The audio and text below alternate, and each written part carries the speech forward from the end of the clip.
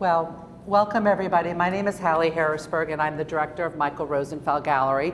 And I'm very, very proud to see and have so many of you joining us today for our official opening weekend of our third Mary Bauermeister solo presentation. And I'm always happy to be with my friend Simon Stockhausen, who enables the gallery through extraordinary partnership to further the legacy of Mary Bauermeister.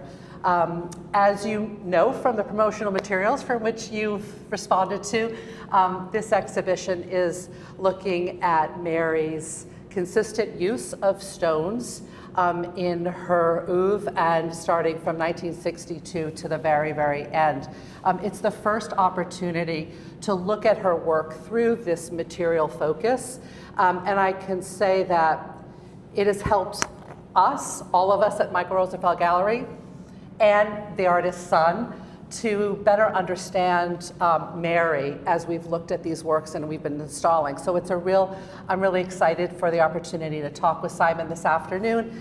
And really, most importantly, you've come here, many things to do today in the great city. Thank you. And we also would love to be able to answer your questions and engage you. So we're gonna start first with a few general questions from together amongst ourselves, and then we'll open it up for your questions and comments.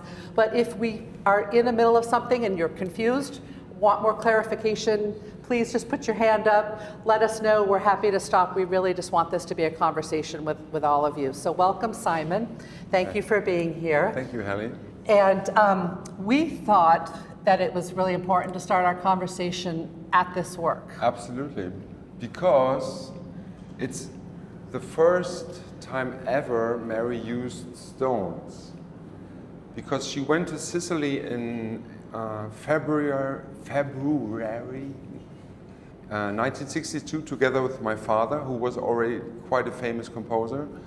And there was this aristocrat lord hosting them in a palais, and so she had a studio, and she started collecting stones. And if you look at this, it's just an element, one of 7, of this Sandstein-Kugelgruppe, which is a monumental work she created for her first solo exhibition in Amsterdam, 1962, staged by the director Willem Sandberg at the time, who absolutely fell in love with her work. And they invited my father also, because he was famous and he played some music for the exhibition, and because nobody knew Mary Bauermeister. She was just a blonde woman from Germany. And at the time, as you probably know, women were not present in the European art scene. I don't think in the American art scene. There were no women, so there were only men. So this work, especially this part here, where if you look at the book of records, she notes that this part was sort of the relations, this to this to this. It's all Fibonacci mathematics, 3 to 5 to 8 to 13. Whoever knows mathematics. This was determined by my father, Kammer. That was his nickname, Karl-Heinz Mary, and I think he called her Maka, Mary Karl-Heinz. So, and at the time Mary thought, I have to create a monumental work, which of course this is. And when I saw this installed, we actually used a historic photo of that exhibition to install this, exactly in the relation Mary installed it like 1962, because it had been installed with this being closer here and this being closer here. But for me, this is like an exploding universe. It like drifts apart, and it has those 7 elements, and you will find interesting details like glass marbles, stones. Most of these circles are sort of inscribed with messages or signatures or dates or numbers. And even on top of this part, there's like the Fibonacci row written out, and it's full of messages and scribblings and typical Mary. But focusing on the stone part, it's much less structured as other works you will see here. She didn't yet have that progression thing in her mind, from small to large, perfectly ordered. You will find some quirky stones here, and there will be some glue all over it. That's how she started. And she actually mentioned it in her notebook that 1962, this was, she created her first stonework. And after hanging this, we all said, yeah, this must be the reference. That's what she was referring to. Up until this moment, Simon, what was she doing in her practice? Oh, she was trying to work on canvas. She had worked on paper for 6 to 7 years, walking from house to house, selling pastels for 100 euro, Deutschmarks, or 150 Deutschmarks. And she didn't have money to buy material, no canvas, no color, nothing. So paper and pastel was the thing. And then she started in '59 to work on canvas. That's why we put canvas works in the front of the exhibition. And she started stacking color dots on top of each other. Pointillistic, that's all she ever made on canvas. Like 98% of her canvas works are pointillistic tachisme, she called it. And this is what you find here. And the natural progression or evolution of stacking color on top of each other is like stacking stones on top of each other. But she never had the material until 1962 when she was in Sicily and she started collecting like heaps of stones. And my father lended her like 1,000 Deutschmark to ship it all to America, where she actually started creating those pictures. Why did she come to America? She was in Cologne. Her studio was the epicenter of the Fluxus movement. She's engaging with some of the world's most famous musicians at the time. Artists are gathering. There's like all of this energy. She's making art. Why did she leave and come to America? Well, if she was here, she would like quote this anecdote. There was the Rauschenberg thing who made art out of found objects. And Mary and Pike had a conversation. If a country declares this as art, we have to go there.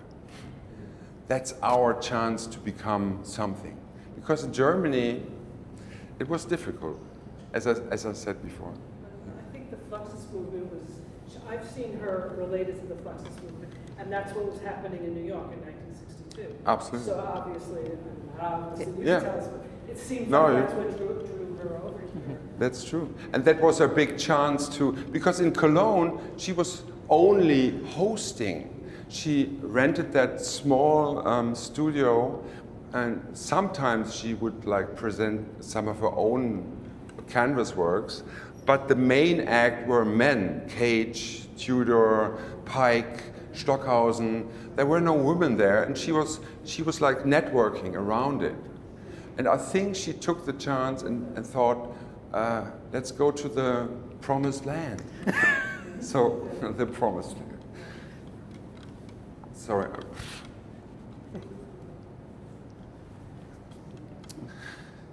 Emotions.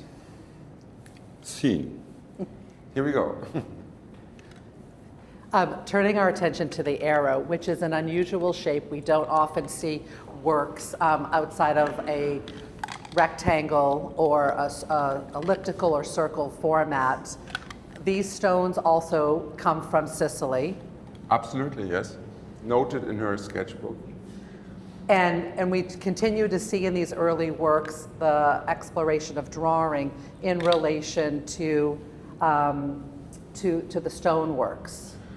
And the only self-portrait she ever drew was her hands. She never drew her face. She always drew her hands, not always, occasionally. And later she made a whole series called The Artist's Touch. Also ironic, where she was like being ironic about, oh, the artist's touch, the final touch, my hand, my signature, the signature business. That was one of her main topics. Like, she was making fun about it. As in throughout her oeuvre, you will find all kinds of self-ironic and sarcastic comments about herself, about the art business, about selling. She once did a canvas work, 2/3 for the gallery, it's called, because her first contract with Bonino was 2/3 for Bonino, 1/3 for her. So 2/3 of the picture were empty, and 1/3 was full with dots. And after that, I mean, that's her anecdote, the contract changed to 50-50. Now, Simon, you said that she only drew her hand as referenced as a self-portrait, but as we've been talking this week, as we've been installing, there is so much autobiographical information in her work. We see it in the writing. Absolutely. But I would argue that we see it in the materials and sort of the choices of forms. And if we just look at this work that's here, this is one work in particular that we've spent a lot of time talking about together.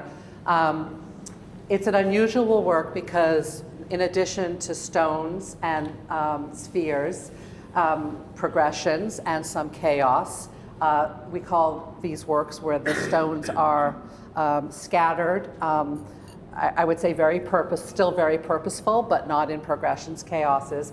We see a leather-worn shoe.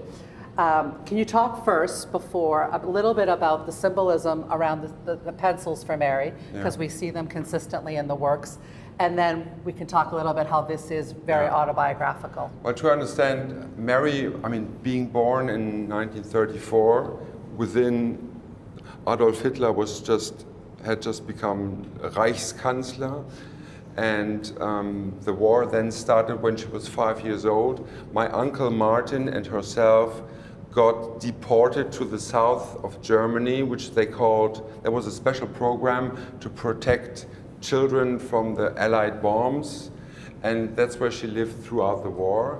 My grandfather was actually collaborating with the Nazis, just to be very honest, and he wrote those who is a Jew and who is an Aryan, you know? So you couldn't be more involved. Mary always denied that. It was never a topic in the family because that was like a red flag. But now we know it. And this shoe must be a reference to the poverty and the destruction of war, which she experienced and she often talked about. I mean, after the war, when she was like 45, she was like 9 years old, she stole like coals and food, and they didn't have anything. There was nothing. And she was like always boasting about, oh, I stole those coals and I got the bread and the potatoes, and that was a common thing in those 2 years after the war. And so if we say the work starts here and then it resembles here, and this is total order, this is perfection, like wow. And she calls this stone with easel, which we first didn't understand. She did a series of works made exactly of that brown wood with all kinds of easels, deranged and distorted and strangely formatted. You would never put a picture on that easel because it was like, you couldn't. And this, as this is holding a stonework, this must be the reference to the easel plus the wood, because we didn't really grasp what's the easel part in it, you know? And this is like polyester plastic and coated polyester balls with sand. This is some kind of strange modeling compound. Yeah, But we're seeing both the male, which Mary often talked about, the pencils were a phallic symbol. Oh yeah. Right, and then if the eggs and potentially Oh, a yeah. fertility and woman.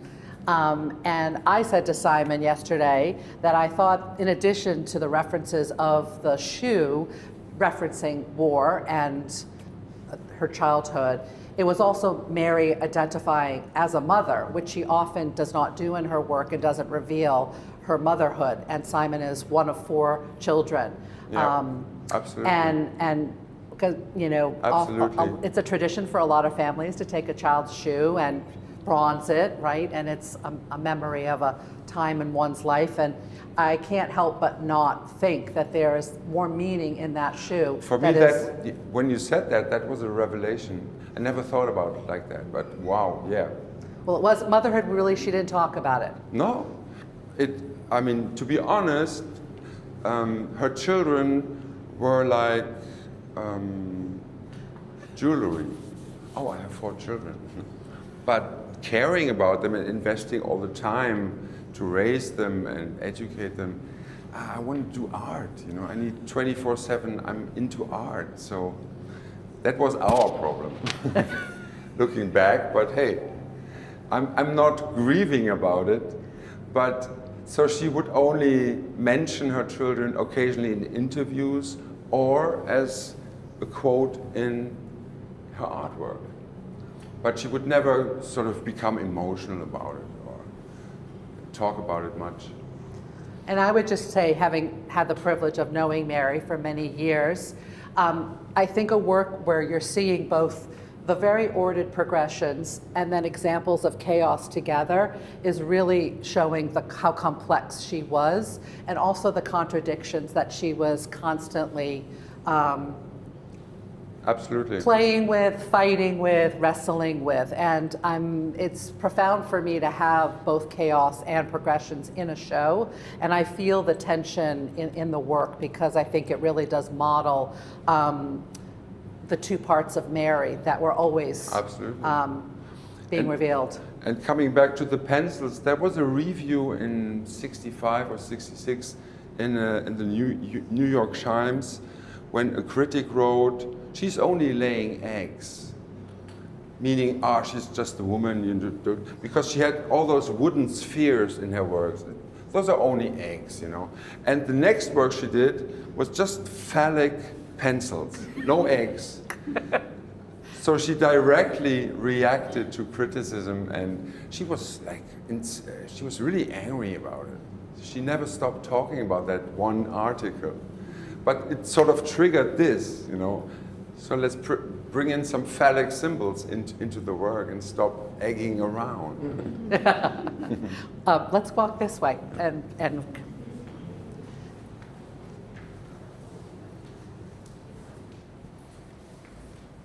I want to talk about the 80s and the little bit of the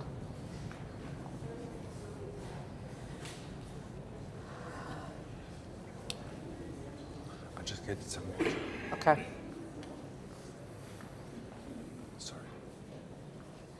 Simon's just going to grab some water, but we're going to focus right now on this large floor spiral.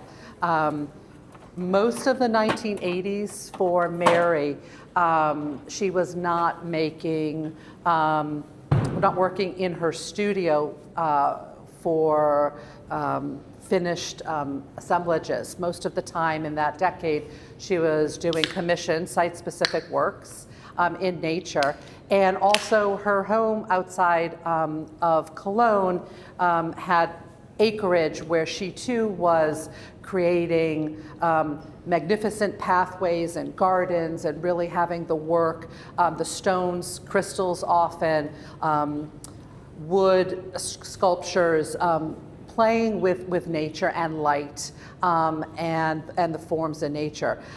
Simon, this is something that we see, you know, in the house. Mary had these spirals not only inside but outside in Everywhere. nature. She even made spirals out of pumpkins and zucchinis and salad, and the whole garden was full of spirals, because she had become very esoteric at the beginning of the 70s, and so this is like the typical mandala. It's very Buddhistic. She didn't really engage with Buddhism, and she didn't engage with any kind of religion, but she all let it happen. So our house was full with anything you can, Bhagwan, Zen, hardcore, whatever. I can't even name it all. And she all wanted to take it in, breathe it in. And like predictions when the world will explode and Armageddon and blah, blah, blah. But this is a very concentrated, meditative, typical, this is Mary when she was calm, I would say. Like, wow. So only the inner circle is like glued to a wooden board, and starting from somewhere there, the stones are numbered on the other side, and then you have to do an on-site installation. And this volcanic sand she only found when she visited the island of Lanzarote and La Palma in Spain, which was like 2002 or 3, where she found a new community of friends. And then she spent a lot of time there, and oh God, she must have had like tons of stones coming from there, and sand and everything, you know. It was like a new inspiration, which you also see here. They are all coated with volcanic sand. The other pictures would be coated with normal yellow sand. So that really is a new part in this stone oeuvre, stone work. And for those of you who didn't meet Mary, maybe at one of our exhibitions, Mary almost always wore white, head to toe, always. Yeah. And Simon and I today made sure we had a little bit of white on us. And it's unusual, you know, I would say, that her attraction to this dark sand. Absolutely, yes, it is. And I often imagine her when she was working with it, just getting filthy from, you know, sure. in those beautiful white flowing outfits. And sure. She always wore white, and she sort of despised black, strangely, because, I mean, the contrast in many of her works comes from the black, but I think it's also got to do with the esoteric thing, you know, it's all white and transparent and light. Yep. So of course she knew how important black is in art. There's no art without black. That's why she probably but this is sparkling black. It's not just black, it twinkles, so that's very special black. Please. Who was the visual artist that she was inspired by? This was a time when land art was happening. Good question. The only references she really frequently expressed was like Rauschenberg, Jasper Jones, Pike, John Cage, Stockhausen, many composers actually, and that's it. And at the time there was no nature art, and nobody made that. Nobody made progressions. No. So I think she invented it, and she wasn't referring to anything. Maybe cosmos, God, Holy Ghost, whatever. But not a human, not necessarily a human person, you know. Did water feature in her aesthetics? Water? I would say in her, she did like dozens of installations with transparent acrylic glass, which looks like water, and some of those steels even had like water flowing through them, but that was mainly art for architecture, insurance companies, banks, Site-specific installations. Site-specific installations. Where they had a garden area. Where she used crystals and transparent. It was all transparent. It was like beautiful. Actually too beautiful for nowadays taste. They would say, oh, that's too beautiful. It was like glowing and radiating, and so that would be the reference for me that she did, and she did all kinds of gardens, roof gardens with those acrylic glass objects, where there were like little brooks floating around, and that was actually the main thing she did in the late 80s and 90s to earn money and to raise money for herself. So in that period, it was mainly that. So that would be the only reference. Apart from that, all those stones were shaped by the ocean, the water. She refers to that. It took hundreds of millions of years to make this stone this shape. I mean, it wasn't there when the earth began, you know. It took a while. It's like the seashore, shaping it, polishing it. She didn't polish them herself. Nature did that. And it is a theme of, I think, that we've been talking a lot about amongst ourselves, is this idea of time. The time that it has taken for these stones to form. The time of Mary to gather and collect, and as you can see in the short 7-minute, video, all throughout her career, she was gathering those stones. She wasn't buying them, and having them delivered. She was gathering them. They were then, there was a time that Mary to sort them. I mean, in her home and in her studios, everywhere, the stones were sorted by color, by size, so that as she was working, she didn't have to stop to find the right color or size. Yep. And so it's like the idea of time, I think, passing, and how precious it is, I think, is very much apparent in these works. And I mean, there are titles of stoneworks, cosmic order. I mean, that explains everything. She was sort of striving for some cosmic order, whatever that might be. But I think that says more than any other word. I referenced just the film, and it is just 7 minutes of footage that was shot mirrored with a historic film of Mary as well. But there's a QR code, and if you download that QR code, it's a wonderful, about 100-minute film that was done about 4 years ago on Mary. It was filmed the last 2 years of her life, and it also, the director followed her to the United States for our first exhibition. So you see her in the gallery installing that show with us. Right. It's a beautiful film, and I encourage you to watch it. It's not free, but it's a $5 download through the film producers, and the QR code is right next to the film. So actually, that will explain a lot of questions, who she was. But it's the only film which is really intimate, and it's not an artist's portrait, like featuring what she did, what she achieved, and where she was exhibited, because it's very intimate and very close, and she was talking about things she would never have talked about before, like her cancer, her dying, relation to children. And I had the chance to score the music for it, which for me that was actually my best score. Of course it was. It had to be. Do you see music? You mentioned music being an inspiration for her or something. Do you see that in her? Totally, especially in works like that. Imagine in the early 60s, music in Europe was totally atonal, dissonant, mathematic, serialistic. It was all maths. And the smaller the audience would be for a concert, the more prominent the composer would be. Because it's like an elite listening to something which only the elite can understand. That's how my father got big. And when he started performing his work in the WDR concert hall, people were like exploding and beating each other and saying, atom bomb music, and they were running out, which was a big success, of course.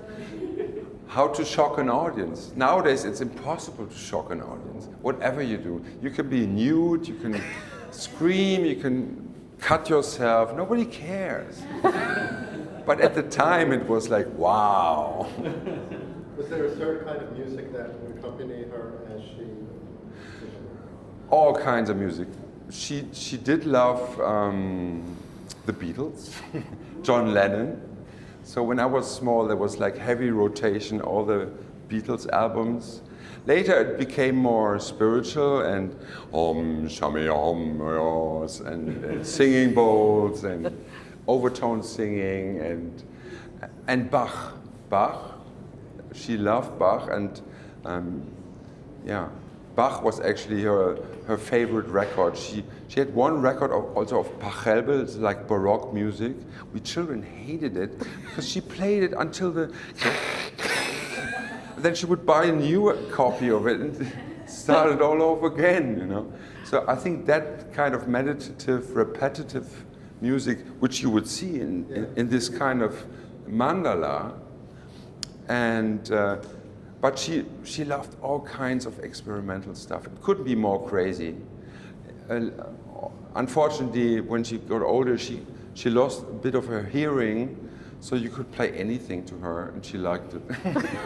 Oh, that's great. She particularly liked listening to you play the piano. She said so, yes. And saxophone. She loved my saxophone playing. Yeah. Because that was going directly into her ear, and it's like a physical thing. You know? Was the box work simultaneous, the assemblage boxes, the looking boxes, which I find is so mesmerizing, as well as this work? That's what brought me into your mom's work. Were those happening alongside this work? Yes, it was all happening parallel. I mean, we have 9 classifications in the Catalogue Raisonné, canvas and stone and lens boxes and hybrid works and lens paints, blah, blah, blah. It was always simultaneously. She never said, okay, now for the next 2 years I will always only work on that work group, which is also, of course, a matter of earning money. But when she started in the 60s and got big here, she was only doing lens boxes for a while because they sold like hot cake, you know. It was amazing. They had a sales table at Bonino's where she would produce both my aunts, Mary and my grandmother, would sort of collaborate to produce 1 lens box a day. And then they would sell it off the sale table, and Bonino was okay when it's ready. Amazing. I think it's also just important to share that in Mary's studio spaces, and she had a country house for the last 8-10 years of her life.